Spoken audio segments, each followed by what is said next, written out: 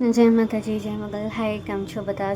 હું બનાવી રહી છું ચૈત્ર નવરાત્રિના બીજા દિવસે કેરીનું શાક. કેરી પડી છે, હું નકોડા એટલે ઉપવાસ કરું છું. એક ટાઈમ જમવાની વાત તો છે, પણ જો જેટલું કરાય ઉપવાસ એટલો કરીશું.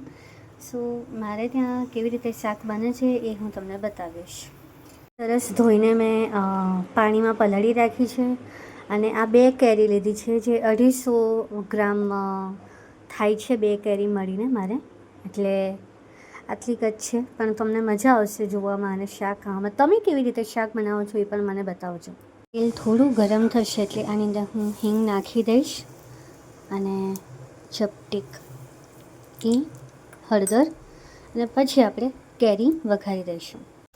કેરી નાખ્યા પછી થોડુંક પાણી મેં અડધો ગ્લાસ જેટલું નાખી દીધું છે. હવે આની અંદર મસાલા પણ હું નાખી દઈશ, પણ એ મિનિમમ મસાલા હશે, એકદમ ઢગલો નહીં. યાદ રાખજો, કેરીને આપણે 1-2 કલાક પહેલાં પાણીમાં પલાળીને જ રાખવાની, જેનાથી થોડી ઢીલી થઈ જાય. અને હું હંમેશા કેરી થોડી પાકેલી હોય 50% એવી જ લાવું છું આ શાક બનાવવા માટે. આપણે આની અંદર હવે 2 વસ્તુ નાખવાની છે, બતાવું તમને. હું આટલું અડધી ચમચીથી ઉપર થોડું મીઠું નાખીશ. ઇન્ગ્રીડિયન્ટ્સ જેના વગર હું કેરીનું શાક નથી બનાવતી, તમારા માટે અલગ હશે. હું નાખી રહી છું હની, મધ. અલગ છે ઇન્ગ્રીડિયન્ટ, પણ તમને મજા આવશે. હશે તમને જે બોટલ તમને દેખાય એ અડધી હતી અને એ આખી જ મેં નાખી છે. આપણે થોડું હજુ આની અંદર ખાંડ નાખીશું.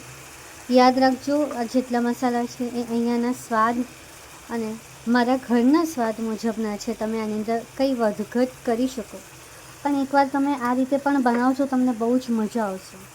તમે જોયું છે 3 થી 4 ચમચી મેં ઓલરેડી ખાંડ નાખી દીધી છે. નાખવાનું છે લાલ મરચું. ગેસની હાઈપ આપણે ધીમી, એકદમ જ ધીમી કરવાની છે. મારા ઘરમાં બધાને તીખું ભાવે છે એટલે 2 ચમચી એકદમ નાખ્યું છે. થોડી હળદર ઓછી પડી હતી એટલે હળદર પણ નાખી રહી છું. થોડુંક અડધી ચમચી ધાણા જીરું નાખી રહી છું. વિડીયોમાં નથી બતાવી શકી એ છે કિચન કિંગ મસાલો. અત્યારે ગેસનો ફ્લેમ એકદમ લો છે, કારણ કે મધ અને ખાંડની ચાસણી એ જાડી થઈ જ જાય છે, એટલે હું એને ધીમો રાખીશ. આ સાથે મેં નાખ્યું છે લીંબુનો રસ. તમને લોકોને થશે કે યાર, કેરી ઓલરેડી ખાટી હોય છે તો પછી લીંબુનો રસ કેવી રીતે? બટ નાખજો, તમને બહુ જ મજા આવશે. ગળચટ્ટો સ્વાદ લાગશે. કેરીનો શાક છે આ. ફક્ત ને ફક્ત 7 મિનિટમાં આ શાક બની ગયું છે મારે. અને જો તમે કેટલો સરસ કલર ખીલીને આવ્યો છે આ. અને આ બધા મસાલાની ગ્રેવી છે. આ જે રસ છે એ પાણી અને આમળા જે મેં લીંબુનો રસ નાખ્યો છે એ છે. તમે જોઈ શકો છો. તો તમને આ રેસીપી કેવી લાગી? શું તમે પણ તમારા ઘરે આવી રીતે બનાવો છો? ખટાશના શાકમાં ખટાશ નાખો છો? આને તમારે ખટાશ ઓછી કરવી હોય તો તમે મોરું દહીં પણ નાખી શકો, પણ જે મજા આ સ્વાદમાં છે એ બીજે કશે નથી. તો વિડીયોને ગમે તો લાઈક, શેર, સબસ્ક્રાઈબ કરજો.